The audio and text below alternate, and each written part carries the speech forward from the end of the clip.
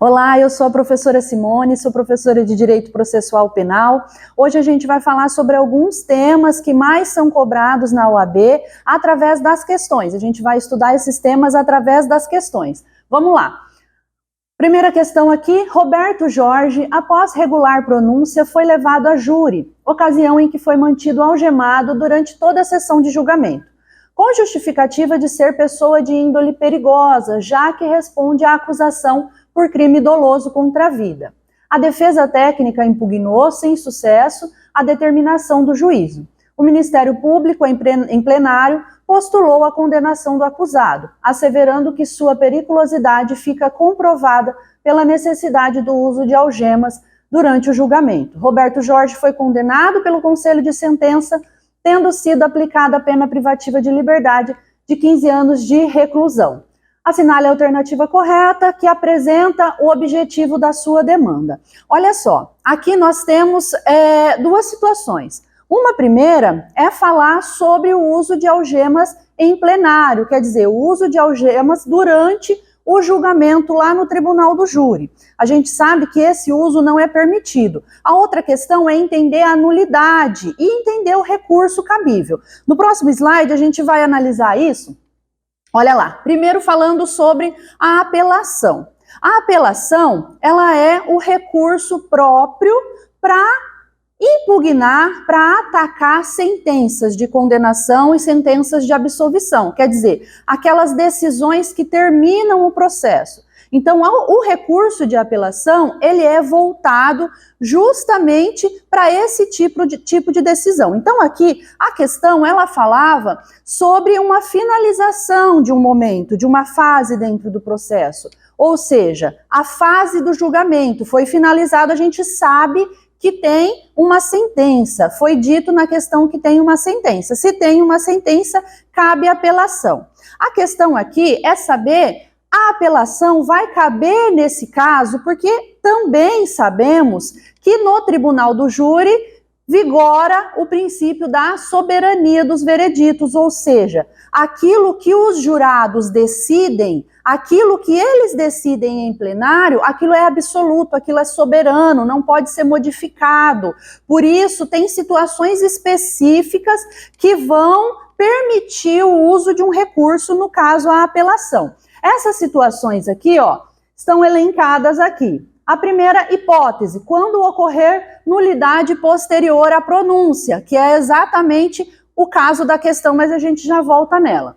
Quando for a sentença do juiz presidente contrária à lei expressa ou à decisão dos jurados. Quando houver erro ou injustiça no tocante à aplicação da pena ou da medida de segurança.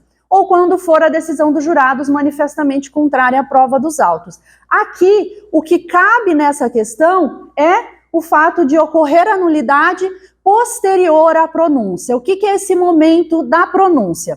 No próximo slide, vocês vão ver que o procedimento do tribunal do júri, ele é dividido em duas etapas. Uma primeira etapa, que é a chamada fase preliminar, a fase preparatória, é uma fase que vai servir para analisar se aquele processo realmente precisa ser julgado pelos jurados. Se aquele processo precisa ser julgado por um tribunal do júri, se ele precisa ser submetido àquele julgamento. Por quê? Porque é um julgamento que a gente sabe que envolve mais algo emocional, não só a questão técnica, mas também a vontade, o pensamento, aquilo que é trazido pelos jurados, a ideia dos jurados. Então, essa preparação é feita no sentido de analisar se aquilo realmente é necessário. Nessa primeira fase, que vai da denúncia até a sentença de pronúncia, é a primeira fase, a preparação, e ali, o meio dela, o meio desses dois momentos, que é o fim da primeira fase, chamado de sentença de pronúncia, é o momento que o juiz vai decidir se pronuncia ou se impronuncia o réu. Ou seja, ele vai decidir se aquele réu deve ser submetido a julgamento ou se ele não deve ser submetido a julgamento.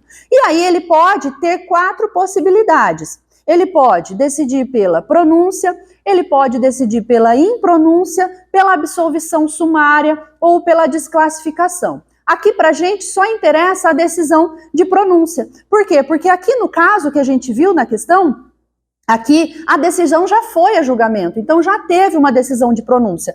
Quer dizer, naquela questão, a sentença está aqui. Aquele julgamento que a gente viu está aqui nessa fase, nesse finalzinho. Então, se passou por esse momento, significa que ele chegou lá no final. Por que eu estou falando da decisão de pronúncia? Porque essa decisão de pronúncia é ela que vai marcar o momento da nulidade.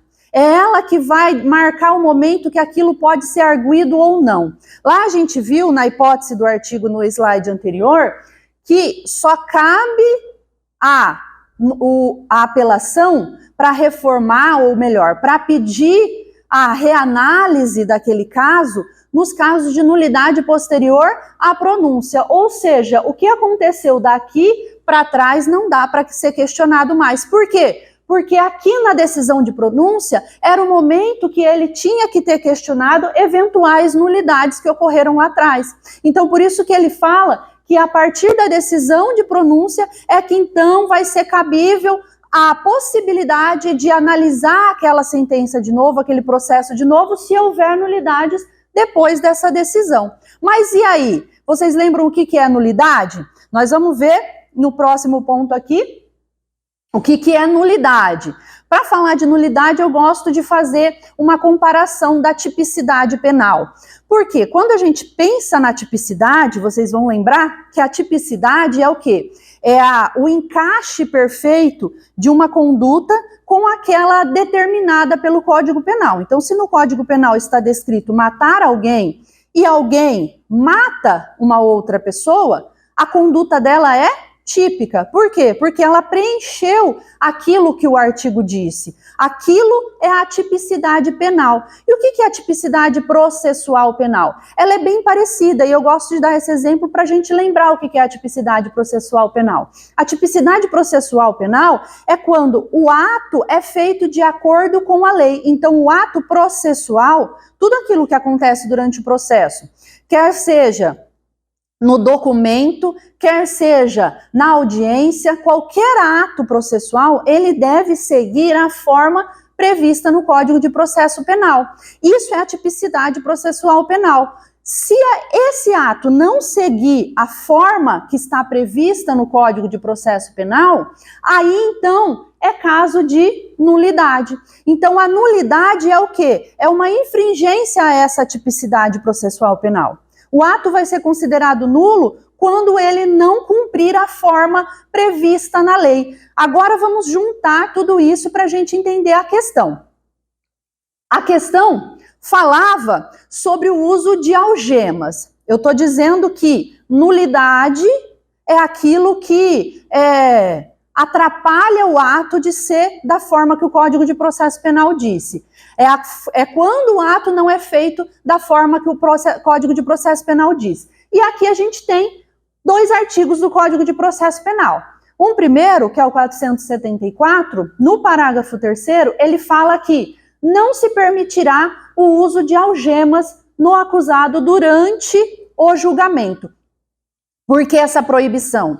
Porque o fato do réu estar de algema no momento do julgamento, para o juiz isso é natural. O juiz ele tem a aptidão técnica para identificar essas situações. É ele quem determina o uso de algema. Agora, os jurados, aquelas pessoas comuns como a gente, elas vão estar lá para julgar aquela pessoa. Se eles verem aquela pessoa já de algemas, aquilo vai dar a sensação de que ele já é culpado. A tendência é maior no sentido de condenar. Por isso que não pode determinar o uso de algemas para ele só em casos extremamente excepcionais. Isso é o que diz o parágrafo 3º. Daí, o 478, ele fala que não somente não se pode utilizar as algemas durante os julgamentos, quando também o Ministério Público não pode usar isso como argumento. Como assim? O Ministério Público não pode falar assim, a gente sabe que a algema só vai ser utilizada em casos extremos. O Ministério Público pegar e no caso que a pessoa utilizou algemas, falar assim, olha, como vocês podem ver, o réu está até algemado. Provavelmente boa coisa ele não é. Imagina o quanto isso vai contaminar os jurados, certo? Agora, com base em tudo isso, a gente pode resolver a nossa questão. Olha lá. Aí, então, como que fica a situação do Roberto? O Roberto, ele estava algemado durante o julgamento dele.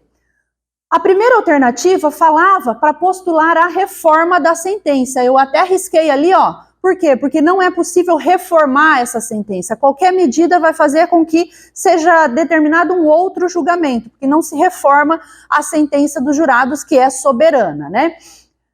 Arguir nulidade posterior à pronúncia. É isso aí. Em razão da manutenção do réu algemado, e aí eu expliquei a questão da apelação para vocês saberem que isso é uma possibilidade da arguição de nulidade posterior à pronúncia, sem necessidade concreta, e da referência a esse fato pelo órgão do Ministério Público. A alternativa abaixo, ela fala que isso estava errado, o uso de algemas, mas que o Ministério Público podia usar esse argumento. A gente viu que não pode. E por último aqui, a alternativa D, ela fala que isso não caracterizava nenhuma nulidade, mas caracteriza sim, que a gente viu. Então, a resposta correta aqui era a alternativa B. Certo? Espero que tenha dado para entender aí esse conteúdo e a gente se vê na próxima aula.